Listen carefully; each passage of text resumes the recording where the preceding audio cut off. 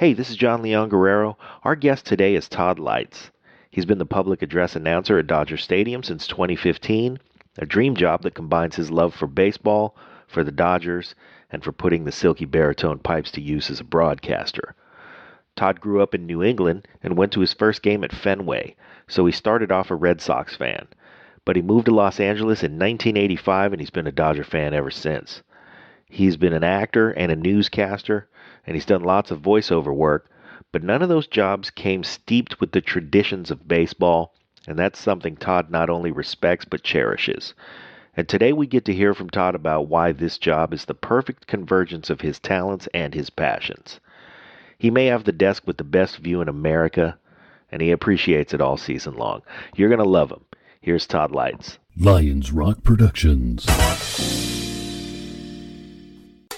This is Jay Moore. This is Greg Cruz. This is Bryce Vine. This is Dexter from The Offspring. This is Nathan This East. is Sebastian Younger. This is Daryl. This is Stuart Copeland. This is Mick Gillette. This is Andy Summers. This is Dr. Bob Greenberg. This is Gabby Reese. This is Rob Bell. Hey, this is John Leon Guerrero. Hey, and this is Pete A. Turner.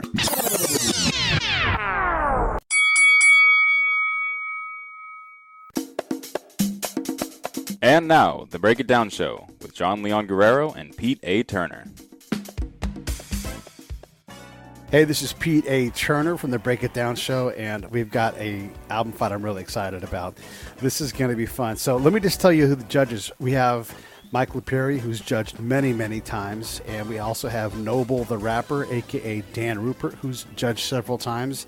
And then debuting, emerging out of the CompuBox judging realm, is another lifelong friend. He and Mike and I all grew up together in Benicia, and his name is Kirk Gomez, and he's my friend, and I'm super stoked to have him on recording with us. Fellas, I'm going to have Phil do our ring introduction. So, Phil? Today's album fight is a 13-round matchup between some irreverent rhymes and a punk opera. In the red corner, we have the multi-layering and gratuitous use of samples from the Beastie Boys with their second studio album from 1989, Paul's Boutique.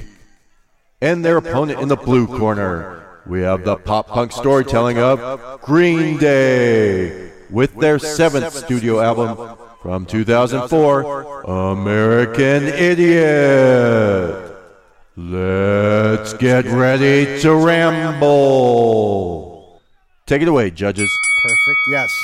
Green Day and the Beastie Boys, Paul's Boutique and American Idiot. This is going to be exciting. Pre-fight thoughts going in, Dan. What did you expect? And we'll get into what we found out later. But what were your pre-fight thoughts? So, knowing the two albums going in, I actually thought that Green Day was going to absolutely hammer the Beastie Boys. Then I went back, and of course, this is going back in time and re-listening to an album, and I was pleasantly surprised with how that didn't happen. Mike, what about you? What were your thoughts pre-fight? I'm a real big fan of American Idiot, and I'm a real big fan of the Beastie Boys. But I think when Paul's Boutique came out, I was kind of not as into the Beastie Boys. Still loved the album, but I'm not as familiar with it. So to me, coming into this, I really wanted to give Paul's Boutique a really good, thorough listening to give it a chance to compete against one of my all-time favorite albums.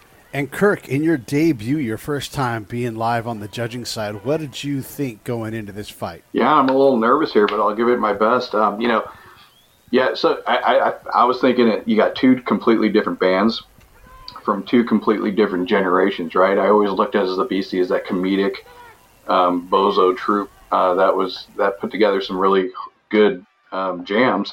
And that Green Day was that, the big commercial band, again, a whole generation after the Beasties that just really owned the radio waves, right? And so I was just like Dan, expecting the Green Day to just kill the Beasties in this fight. And again, I was surprised how close it was as well. All right, well, let's find out exactly what happened. But before we do that, let's make sure we give Richard a chance to do his analysis. Richard. Incoming rant. So let's get this out of the way first. This is probably the Beastie Boys' best album. With that said, let's light the fuse because I'm about to be shot out of a cannon. Okay. Green Day, American Idiot is not punk. Sure, you can say proto-punk, post-punk, whatever. It's not punk. Did Green Day used to be punk? Sure, maybe a little bit. Make no bones about it, this is pop punk. Emphasis on pop. And they do write very good pop songs. But this album is the ultimate sellout. It became a Broadway musical. And don't give me that bullshit, there's nothing more punk than doing a musical. That is bullshit. This is packaging punk in a delivery system so suburban housewives can brag to their yoga pals over Starbucks about how they went to a punk show while they were in New York. You didn't go to a punk show, Kristen. I mean, you don't say you went on a safari just because you took your kid to the zoo. And I mean, there is a mangy old lion with a lazy eye and noticeable limp, but that's no safari. An American Idiot is not fucking punk rock. It's pop. That's all. So listeners, anytime one of the judges refers to this as punk without the words pop or post or proto in front of it, make a loud buzzer sound because it's not fucking punk rock. 13 categories were used. 4 went to Green Day, 8 to the Beasties with 1 tie. While nothing ever surprises me, the Beasties should take this one, 8 rounds to 5. Back to you guys. I need to rest. Perfect, Richard. As always, delivering the goods. I'm excited to see what happens. I guess, fellas, we should start.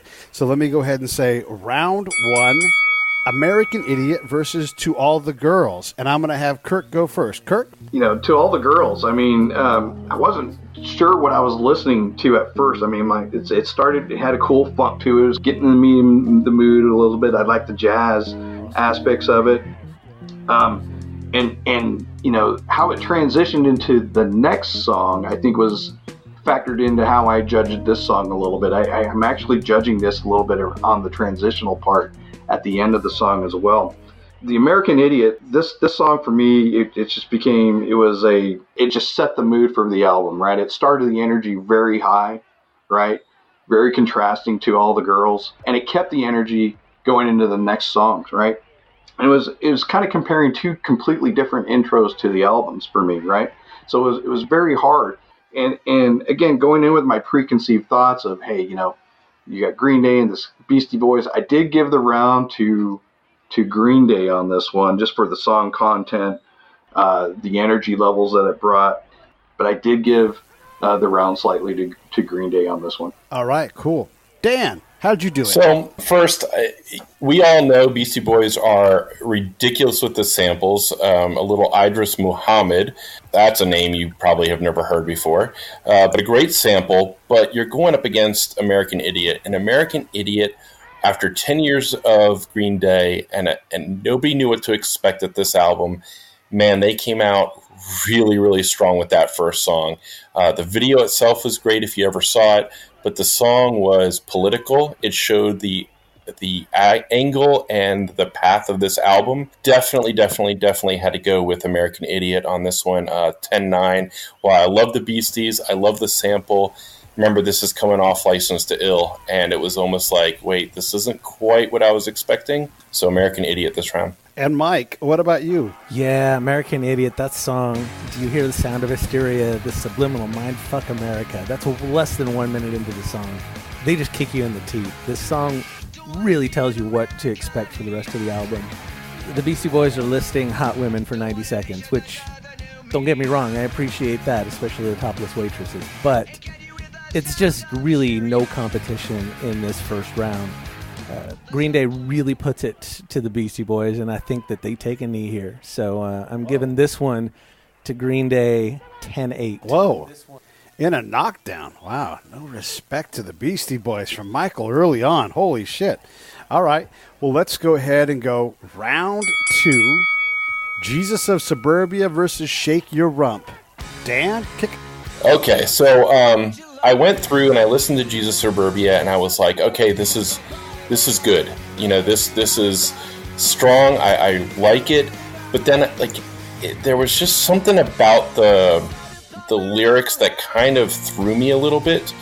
They seemed very, what's the word I'm looking for? Overly riddled with metaphor. And so I kind of was like, wait a minute. And then you're going up against Shake Your Rump. And it is so catchy. You know, they sampled so much in this. African Bambaataa, Sugar Hill Gang. I mean, it just kept coming and coming. And it was such a catchy song. It was such a groove that I got in, that I actually went with Shake Your Rump 10-9, mostly because of the overuse of metaphors in Jesus Suburbia. But yeah, I just went with Shake Your Rump because it's so much fun. All right. Yes. This is what Paul's Boutique was seminal in its time, and we'll have to see how it ages. But Mike, how did you have round two? Yeah, I can see that, Dan. The metaphors. I'm hearing you on that. Jesus of Suburbia and Shake Your Rump are much better matched than the first two songs. Definitely. I'll start with Green Day. So this is a long song. It's 9 minutes long. It's broken down into 5 main sections, and it's kind of getting to know the main characters because this is a concept album.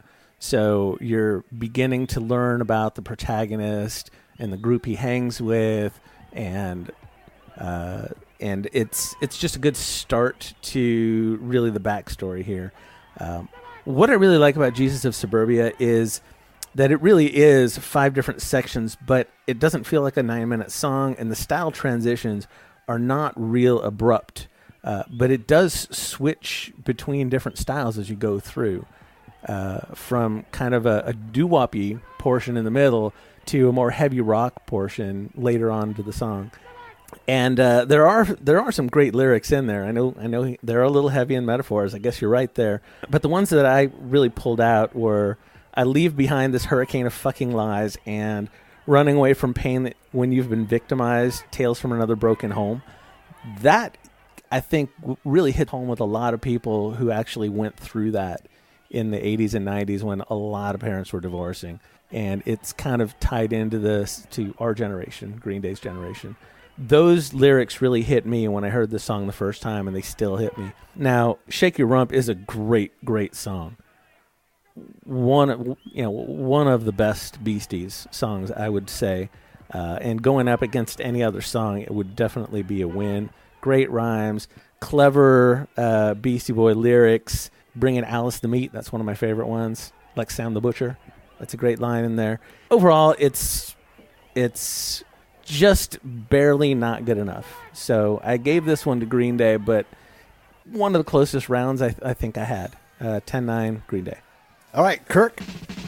Yeah, so, the general method I followed here was, because I'm so partial to Green Day in this, I always wanted to start with the Beasties, then use Green Day as my palate cleaner, and then go back to the Beasties, make sure I had a nice solid understanding of the songs. And how I originally had scored this round was a win for the Beasties, 10-9. But after listening to the entire album and coming back, I called this one a draw, and for the following reason. Completely 100% agree with Dan and Mike.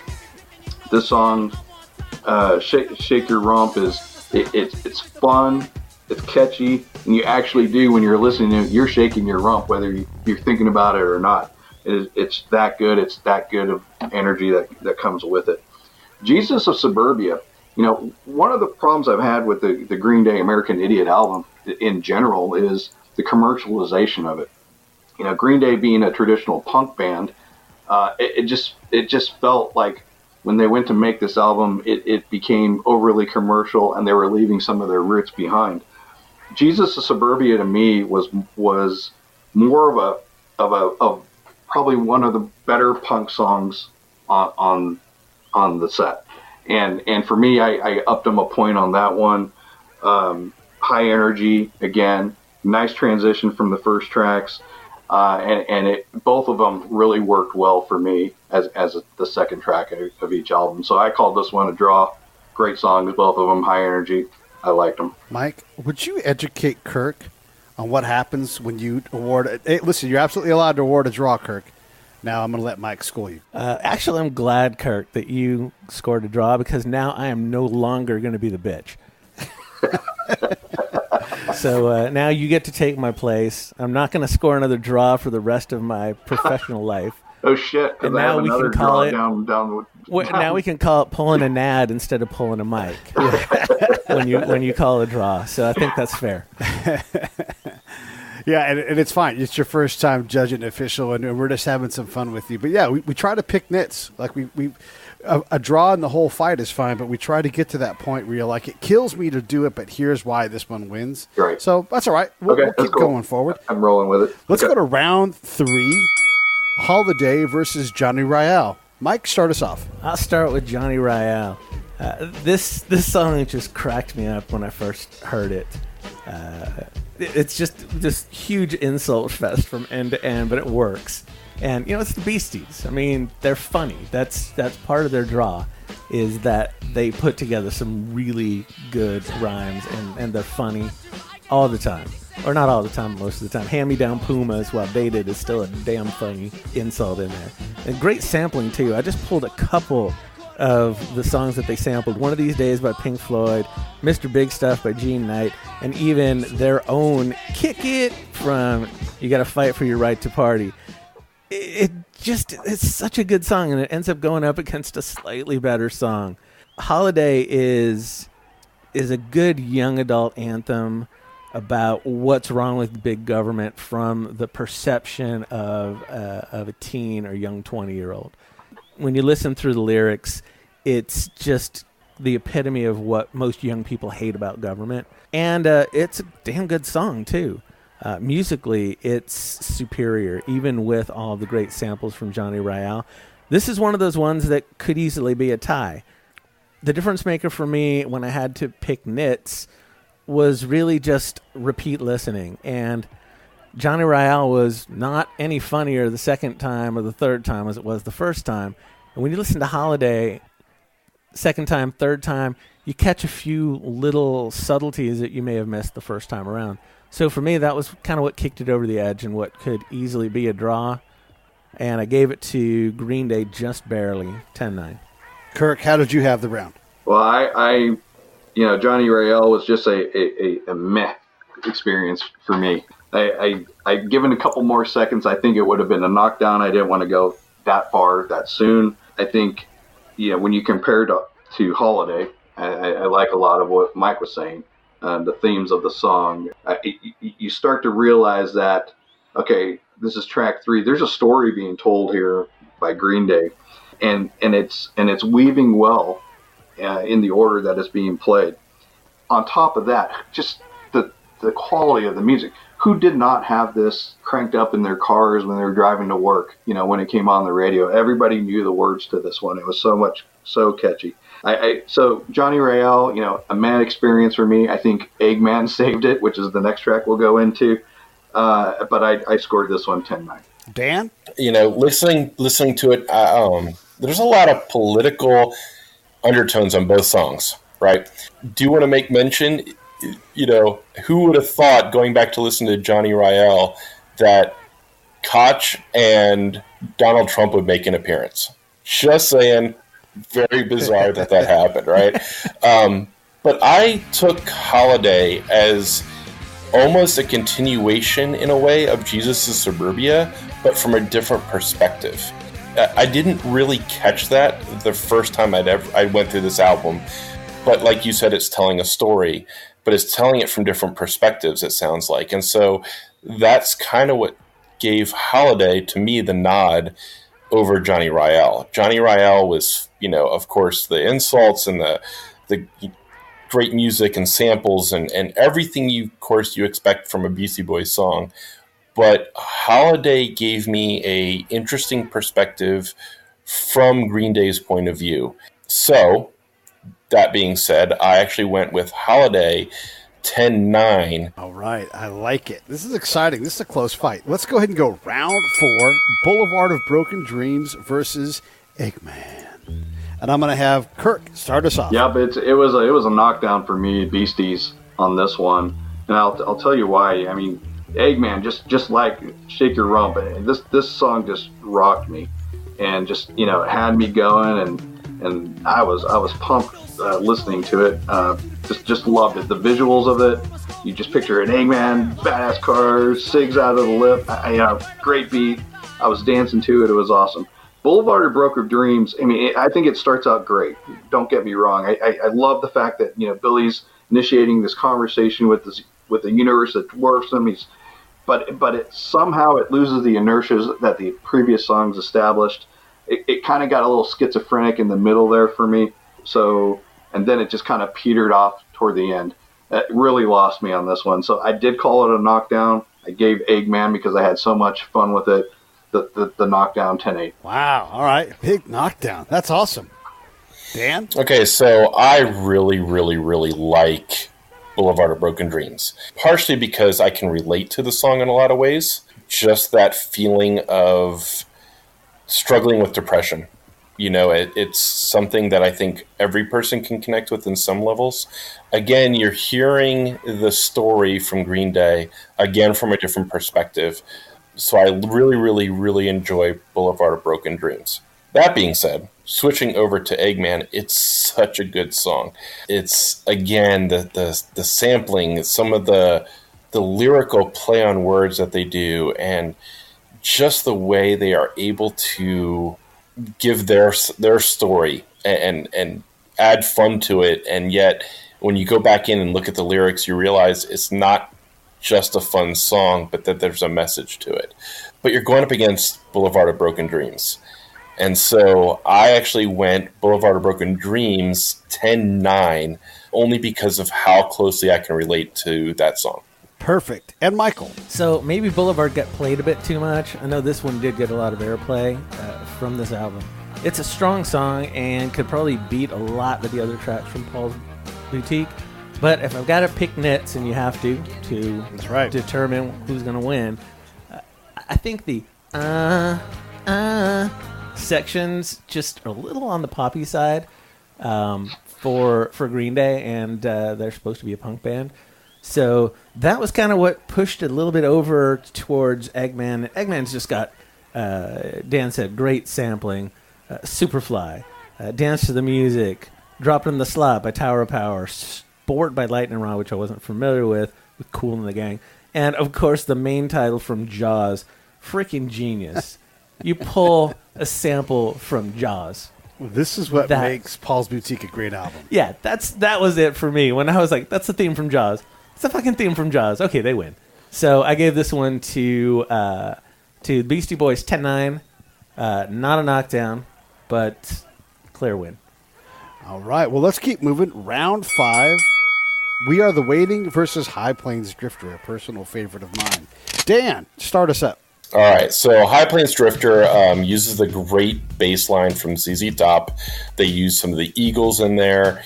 Again, some amazing lyrical nods and hints, especially Hello, Clint Eastwood, the obvious one, of course. But, of course, Andy Griffith references in there. Hunter S. Thompson's in there. I mean, just what a lyrical masterpiece as only they can really do in such a fun way.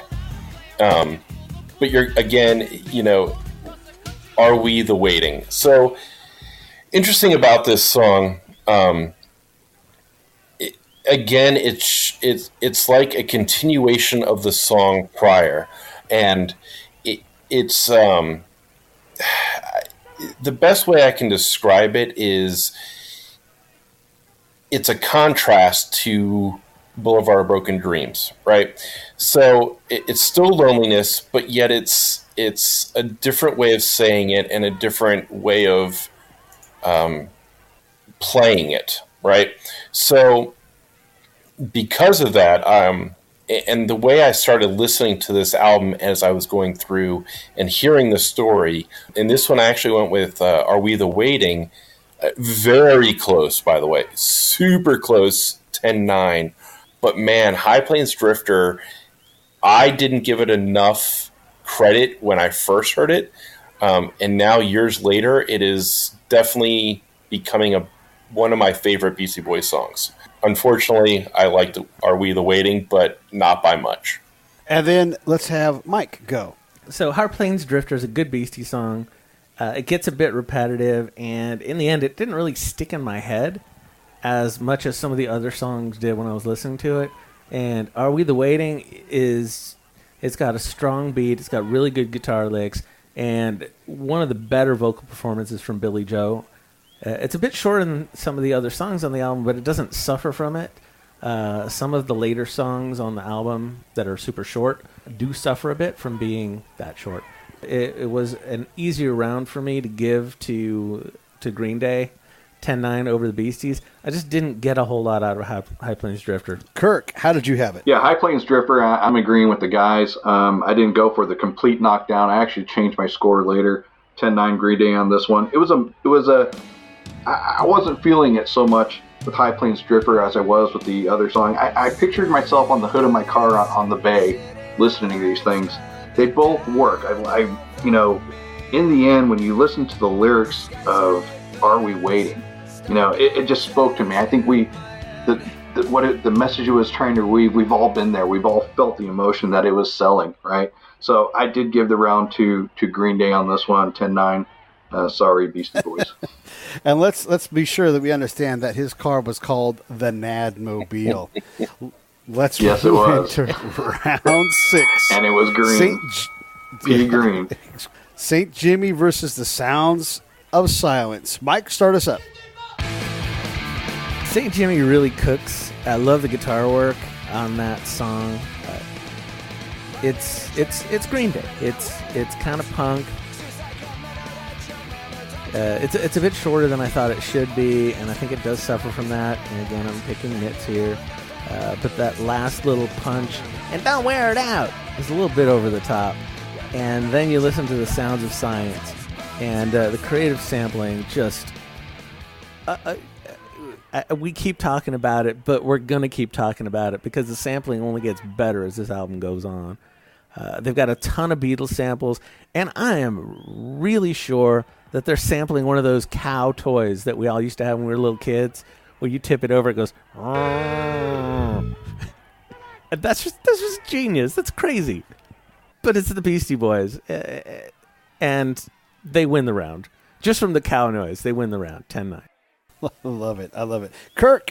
Yeah, I'm going to get a ribbing on this one again. I was going back and forth on the Sound of Silence and St. Jimmy and trying to figure out what role did this song play on that album for each. And I just could not figure it out.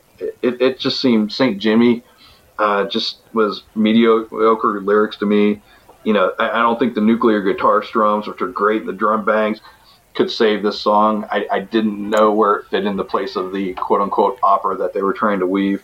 And again, the Sounds of Silence, the Beastie Boys, it just wasn't working for me. So I hate to say it, I gave it another draw. This is one of the 2 draws that I did do on tonight, and just we'll leave it at that. You already got beat up for it once, so you have pulled an ad. We all know it, and I'm assuming that you've learned your lesson. So we'll let it slide there. Dan, are you going to pull an ad? I am absolutely not going to pull an ad. Okay. Because I am not a bitch. Because you're not a coward. So, not a coward, not a bitch. So, as I went through and listened to the Beastie Boys, I'm sorry. If you sample that much of the Beatles, I am going to listen to it more than once. Just the amount that they took. And it was, so much from Sgt. Pepper's Lonely Heart Club and White Album. I mean, just unbelievable the way they were able to pull it together. And yes, by the way, I do know that toy is the can that you turn over and it makes the moo sound. Yes, that is exactly what that was. I know they sampled that. That is a side note as well. Listening up against St. Jimmy, I almost felt like St. Jimmy was bipolar. I can't describe it any other way, but it just seemed not quite there for me. I don't know. It just wasn't. It didn't, like you said, it didn't fit within what they were trying to say. I think they almost overreached with this song. I was not a huge fan of it. But that being said, I'm not going to give it. It wasn't quite an 8 for me. So considering everything, I think the Sounds of Science was so well done and so unique, especially for the time. Went absolutely a 10-9 Beastie Boys in that round. Hoping that the next song in Green Day would bring back the sound I was expecting. Nice. Let's go ahead and go round 7. Give me Novocaine versus 3 Minute Rule. Kirk, start us off. Yeah, you bet. I gave this one to Green Day, 10-9. Not sure what Beastie Boys were going for here. It just seemed like a song that had a lot of repeating rhymes on it. You throw that up against Novocaine, out of body, out of mind, kiss demons out of my dreams, tell me I won't feel a thing, so get me Novocaine. I mean, these I understood what they were trying to say, and it weaved well in the story. I didn't give it a knockdown. I was trying to avoid that. It was very close to me. So I gave it to Green Day. Nicely done. Damn. Yeah, I'm going to actually have to agree with you there. Give Me Novocaine was much more what I was expecting from the album. It was so well done. And then I listened to 3 Minute Rule and went, why? Why is this here? Like, it just, I would have actually probably just pulled that off the album and just said, you know what? We'll save some of these lyrics for another song. I think the Beastie Boys were just having some fun with this song. Maybe too much, but the Beastie Boys are also always known to do their own thing every once in a while. So, I'll give them credit for that, but Give Me Novocaine was just really, really well written. It was really well done.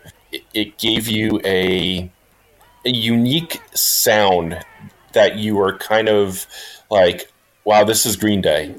But yet this is the Green Day about to go into the Hall of Fame, right? So definitely had to go with it. Sorry, Give Me Novocaine 10-9, and it wasn't even that close. All right, 10-9, not that close. That's a wobbly fighter. Michael. I'll read my notes. 3 Minute Rule, meh. It's literally what I wrote. It just like you guys, it really didn't do anything for me. It felt like filler. I hate to say it. Beastie Boys filler is still damn good, but it's still filler. And it's up against Give Me Novocaine, which is the frustration brewing up again as they're telling this story. It's mid-tempo, but kind of fast mid-tempo. I don't know how exactly you would put that. Drain the pressure from the swelling, the sensation's overwhelming. Give Me Novocaine. That's going to beat most songs. It was close to a knockdown for me here as well. I threw the Beasties a bone and also went 10-9. All right. Wow. A unanimous round. And fellas, we're just past halfway here, and I just tabulated up the scores real quick. And for right now, Green Day has a pretty commanding lead, and it seems like, Michael, that Billy Joe's words, more than the music, is what's making the difference. Is that true? For some of what I'm looking at, yeah. I mean, the music is pretty amazing. I didn't give any credit to Trey Cool or Mike Dirnt for their contributions so far. I've thrown out a few of Billy Joe's lyrics and of course his singing.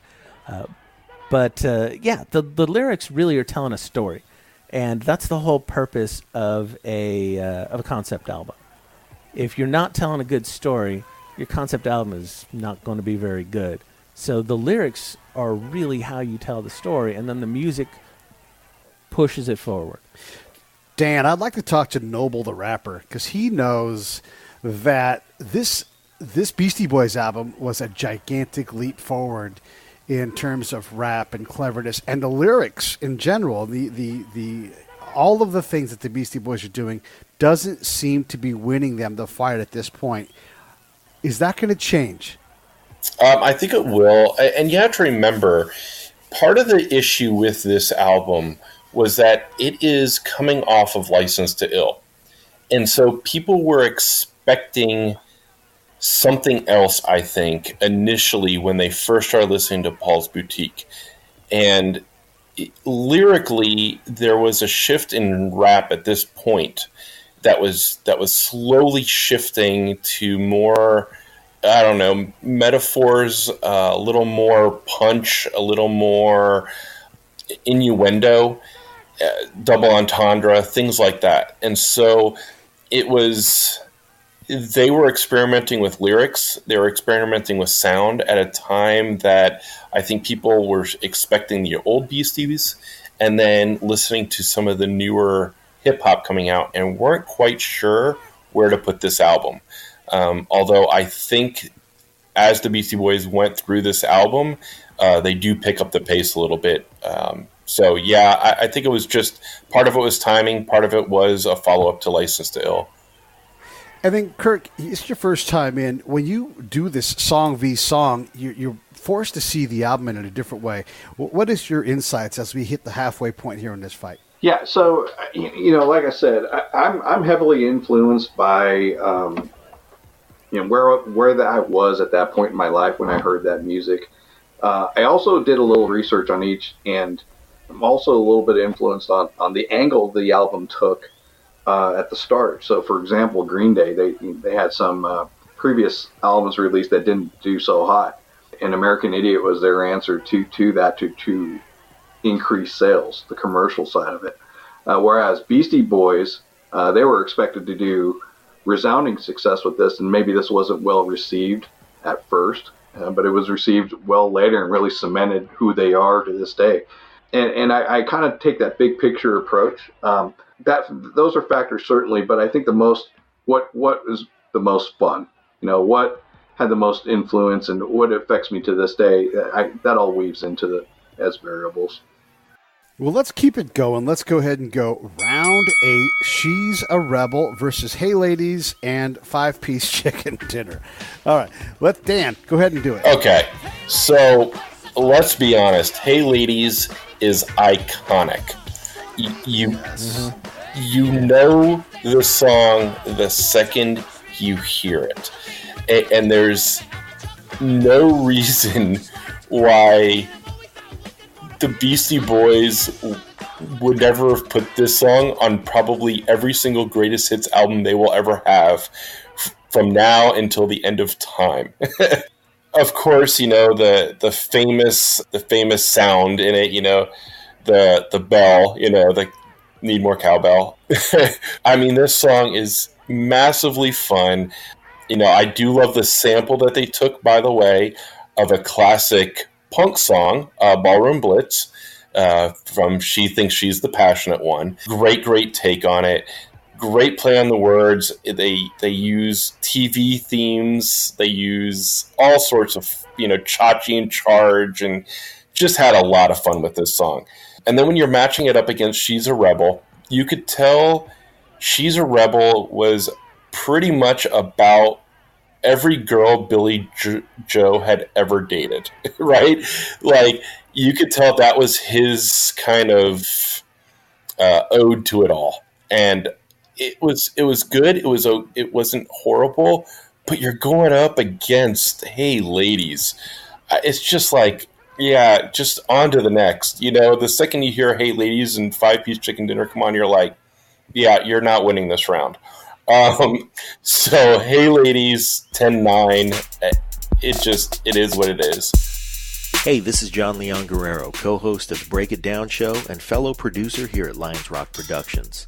And I'm proud to announce our newest show. It's called Justice. Season 1 is going to be a deep dive into some of the cases I personally worked on as a licensed private investigator, and you'll get a unique view into the criminal justice system that may just challenge some of your personal notions about how it should work and open your eyes in ways you never imagined.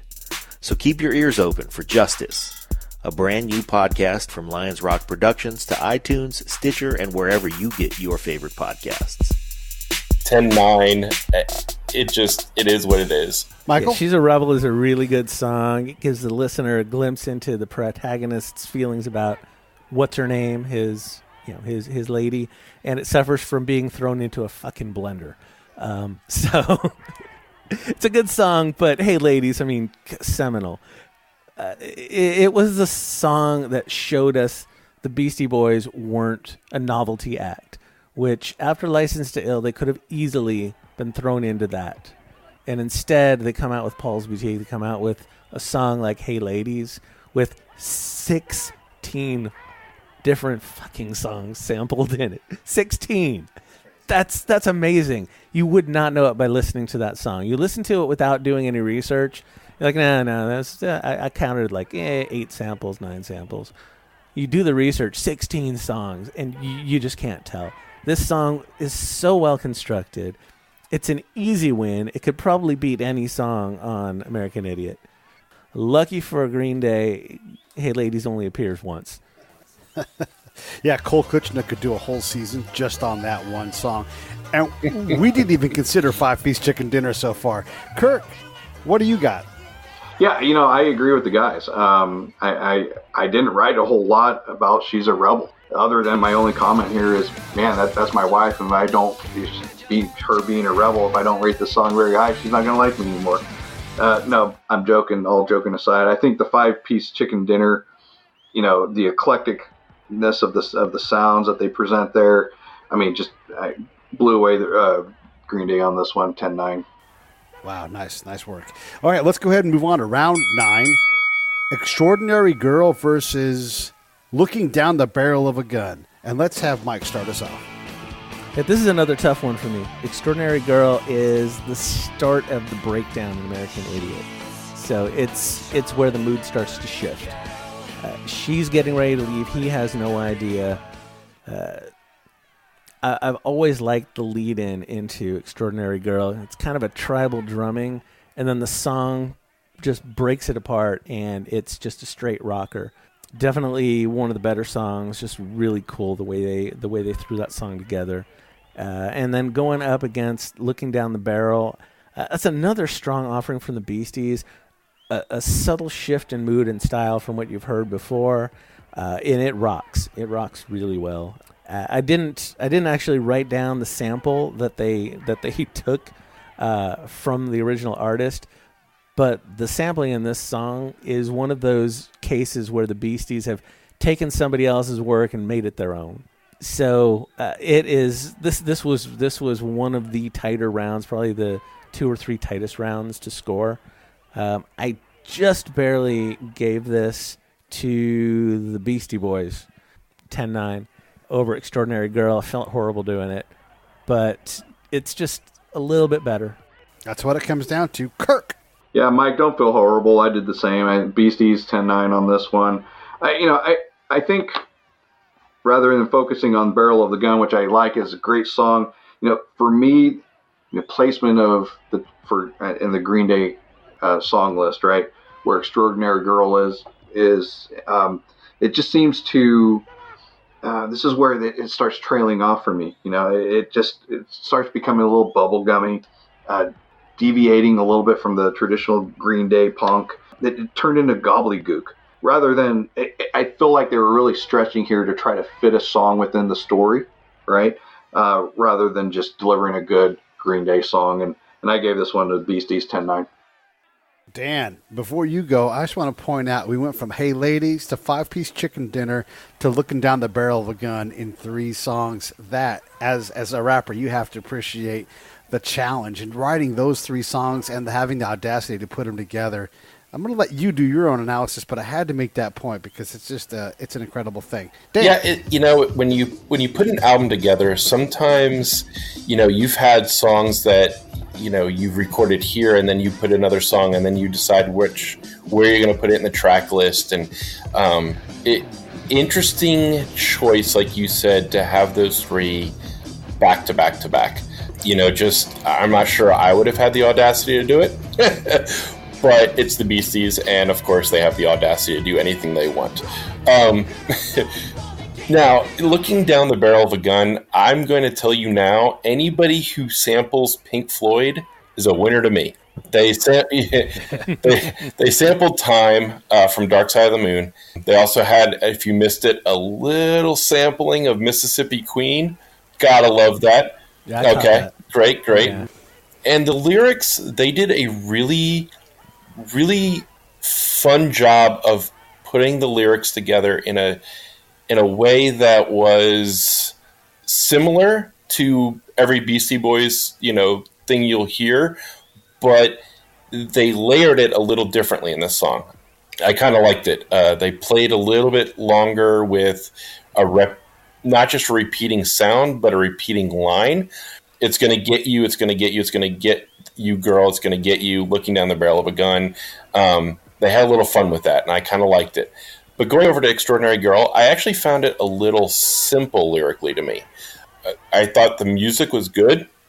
It was definitely a part of the story of now the girl and him are really kind of going through this tumultuous time. They're going to leave, they're going to split up, but I found it a little simple to me lyrically.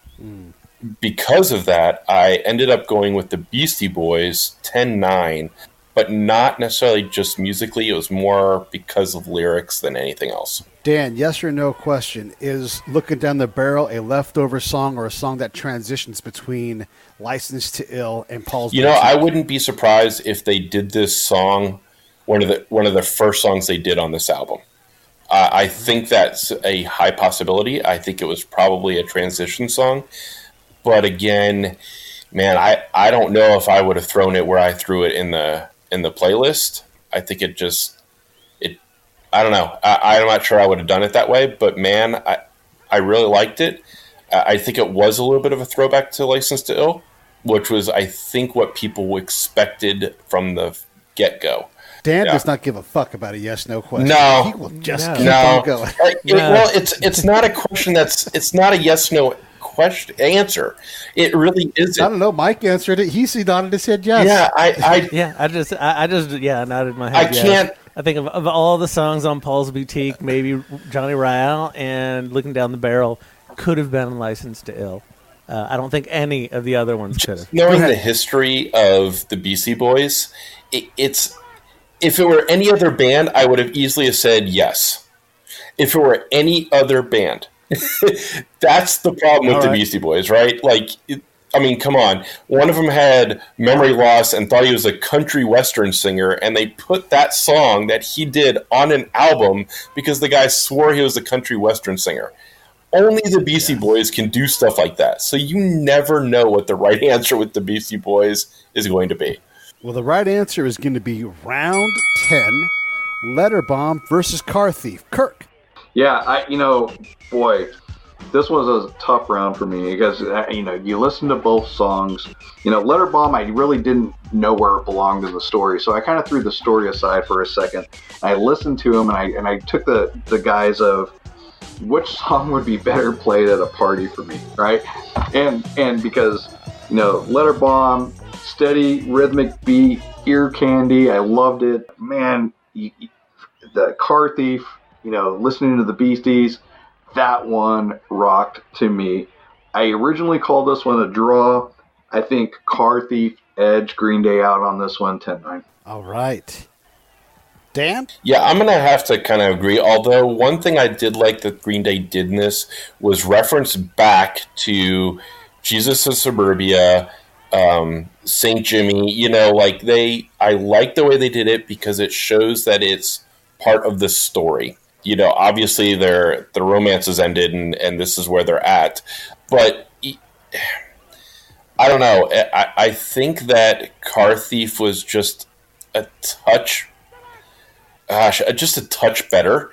I liked the way I liked the production of it. Does that make sense? I just liked it a little bit better. So I'm going to go with Car Thief. It was a really close 10-9 because I liked what Green Day did with their lyrics, but I just think the production of Car Thief was just a touch better. Mike, was this our Burford round? This was our Burford round, but I'm going to use my classic line. I think you're fucking wrong. The introduction of the sing-songy, nobody likes you, everyone left you, they're all out without you, having fun, which comes back later, that kicks off this song in a way that really, I guess, spoke to me, maybe not anybody else. But this is where the protagonist's life starts falling apart. Is his girlfriend left him a letter bomb, basically a Dear John, and everything about his life is just kind of spiraling. This to me is one of the high points on the album. Then Car Thief, it was another one of those songs that wasn't that memorable. It was still good. Other than track 1, I really don't think there's a bad track on Paul's Boutique. So it's hard to make decisions. And again, the song speaks to you more in a lot of cases, the song you're going to choose. So for me, this was an easier one. I went with Letter Bomb, 10-9. I'd say an average Beastie song against a stronger one from Green Day. Perfect. Well, here comes a motherfucker of round 11. This is like a championship fight, fellas. This is a long one. We have Wake Me Up When September Ends versus What Comes Around Goes Around. Dan, kick us off. Not as close. Not as close. So, interestingly, the story of Wake Me Up When September Ends actually probably shouldn't have been on this album. It really doesn't have to do with the story of American Idiot. Going back and looking at the history of this, when Billy Joe's father, who had died from cancer in 1982, he basically, went home, locked himself in the room, and Billy said, wake me when September ends. And this was supposed to have been released previously, but Billy was never emotionally ready to record it and put it onto an album. This moment is when he is. And so while it deviates from the entire story of the album, I think it's one of the most hard-hitting, emotionally, songs that Green Day has ever done. And then you put it up against What Comes Around. Not the best work to put it up against. A little simple lyrically to me. It seemed like they were just trying to throw some fun words around. Okay, so you use Led Zeppelin. I love Led Zeppelin, but man, you're going up against Wake Me Up When September Ends, and it's such a mammoth song to go up against. Maybe if this had been up against, Hey Ladies, this would have been a much closer round. But yeah, I had to give the nod to Green Day, 10-9. Nicely done. Michael? So I'm not a real big fan of Wake Me Up When September Ends. Wake Me Up When the Song Is Over. It's me. I know a lot of Green Day fans really love the song, and I don't hate it. I don't. It just never spoke to me like it did to everybody else, and I know it has a lot of meaning to Billy Joe and his relationship with his dad. I will disagree with you, Dan, that I think while it wasn't written for the album, it fits really well into the narrative because this is somebody coming to terms with loss, and the protagonist of the story is lost at this point. So it really does fit well into the album. It just never, when you come right down to it, and I was having trouble deciding between the two, it was the Zeppelin sample from Moby Dick and the Beastie Boys that gave them the edge, and I gave it to them 10-9. Nothing wrong with sampling Moby Dick. Kirk. Yeah, wow. It's amazing how we contrast an opinion sometimes. Wake Me Up versus What Comes Around, no contest. I mean, this was a knockdown for me by Green Day. And maybe some of that was me watching the videos rather than just listening to the music. I think the video and the message that Green Day was presenting in this is a lot of deep meaning for myself and probably a lot of the people that are close to me or I've grown up with. And it just really kind of knocked me over. I mean, it was movie quality storytelling, and it got me in the gut. And when it came around to listening to What Comes Around, it just seemed Mickey Mouse compared to Green Day. So I gave Green Day the knockdown on this one. All right, well, let's get into the penultimate round and see if we can get out of the Mickey Mouse zone.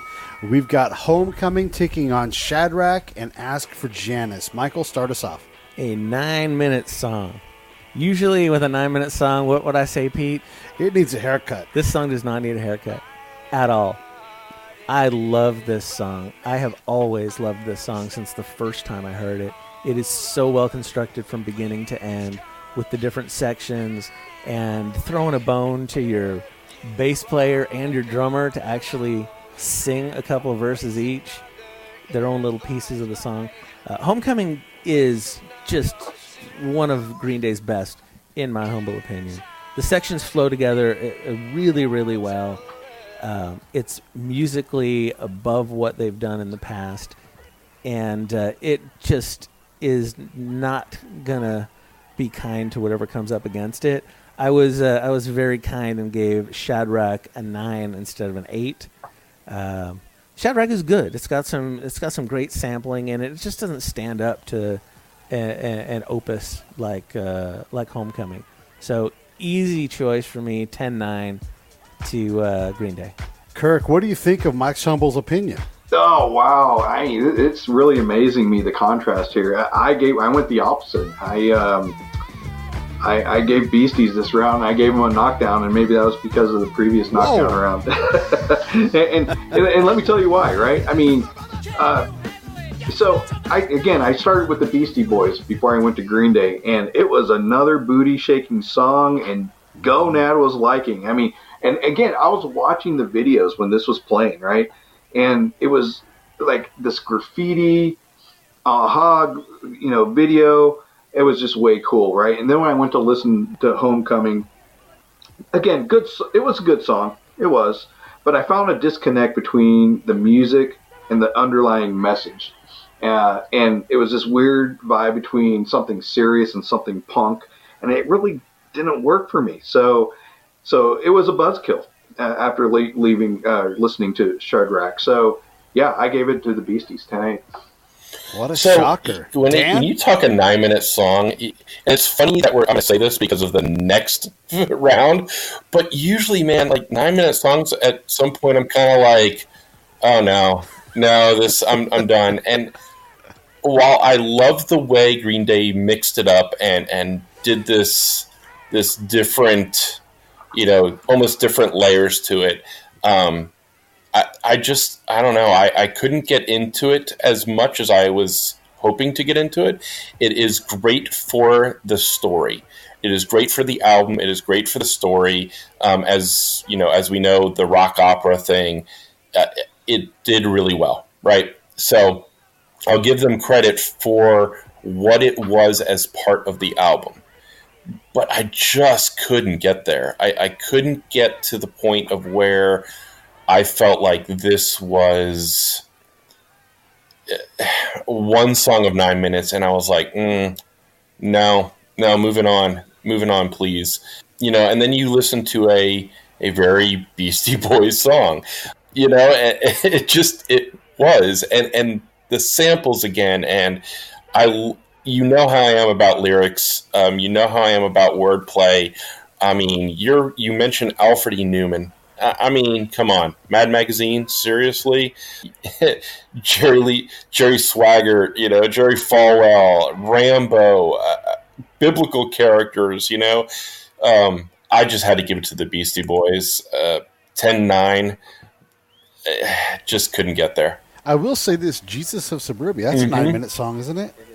And got away with it. It's so there's some real master work going on. Let's have these fighters come out and touch gloves and come out for the last round here. Round 13, What's Her Name versus B-Boy Bouillabaisse. This is going to be awesome. Mike? So, Dan. Not trying to sneak preview ahead here. B-Boy Bouillabaisse is listed as 9 tracks in later releases. It was 1 track on the original release, so that's what we put it in as. How long is that song? It's like 13 minutes. I'm not even going to talk about a haircut. It doesn't need a haircut. It needs to be broken into the individual tracks. It's not bad. Nothing in it is bad. I liked all 9 of the songs. But it's 9 goddamn songs, and they really are not interrelated at all. There's very little linking each one to the next one. And while What's Her Name is not the best song on the album, it is a great coda to the album. It ties it up nicely. It's way in the future. He doesn't even remember the chick that destroyed his world years before, and he doesn't even remember her name. So it's about, I was a rebel before, but I've kind of moved on and grown up. So it's a good happy ending to American Idiot, and it really ends the album nicely.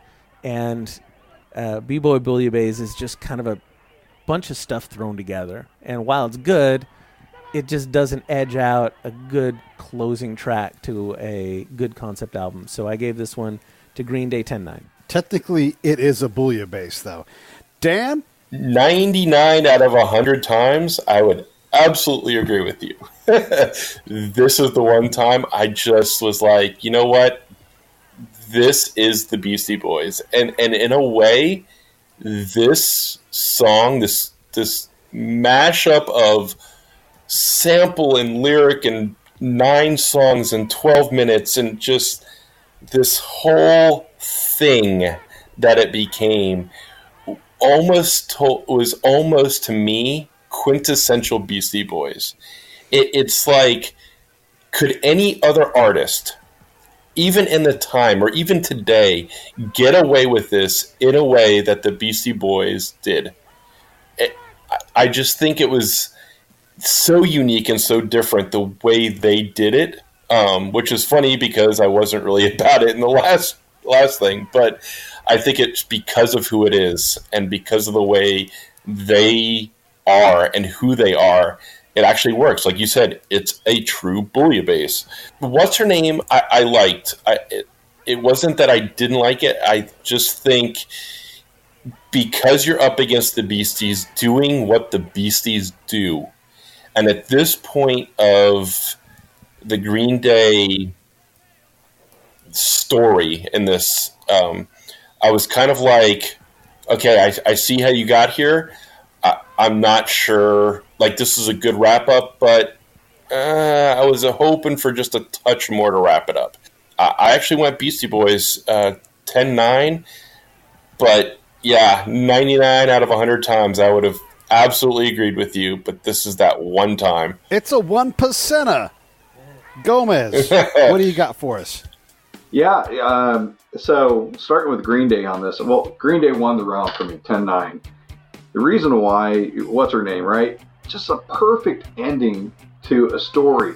And you probably heard it in my critiques here, is that they got me in the start, they lost me in the middle, but this one really pulled it together for me.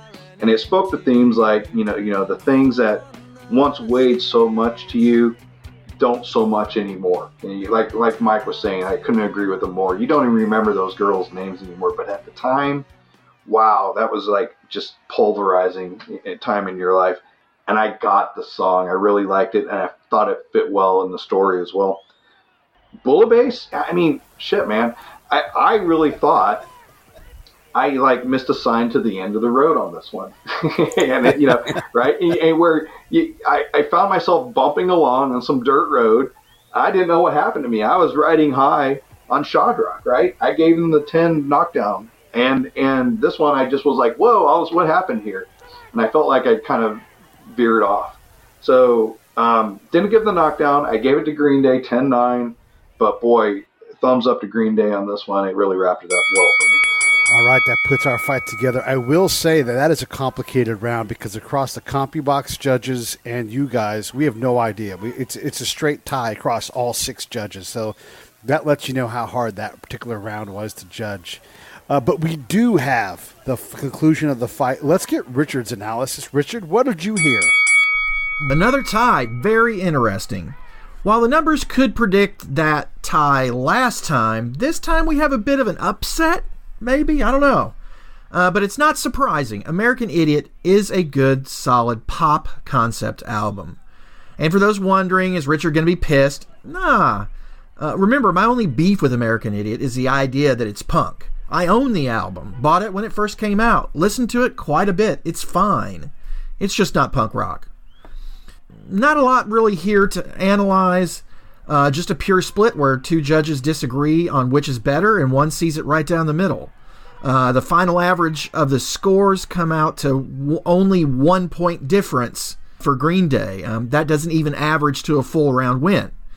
And while a little surprising, I think it's fair. The judges have spoken, and ladies and gents, we've got ourselves another tie. That's awesome. Oh yeah, and one more thing before I'm done. American Idiot is not punk rock, Kristen. Back to you guys. Yeah. Yeah, it's an epic, and I love that we've come out with this decision. So those of you not scoring at home, let me tell you that first time judge Kirk Gomez scored it a straight up draw, 123 to 123, which is 100% fine because he worked his way through, and that's just what happens sometimes. And you heard him talk about each band having their time in the middle, kind of being tough. So that's perfect. And then Mike, you had it 125, 121 in favor of Green Day. And then Dan, a.k.a. Noble the Rapper, had it 124, 123 in a razor's edge going towards the Beastie Boys. Fellas, we've got a draw.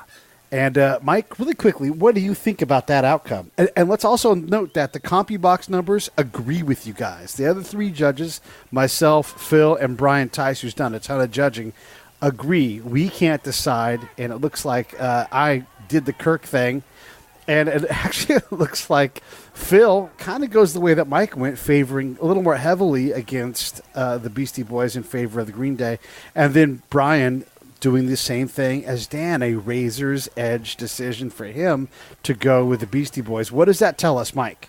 The rounds that I said were really close were really fucking close. That is to me the telling sign that it could go either way. Because if I was in a different mood when I was scoring, several of my rounds could have gone the other way and gone to the Beastie Boys. The bottom line is this. I love both of these albums. Absolutely. And we'll listen to both of these albums multiple times again in the future.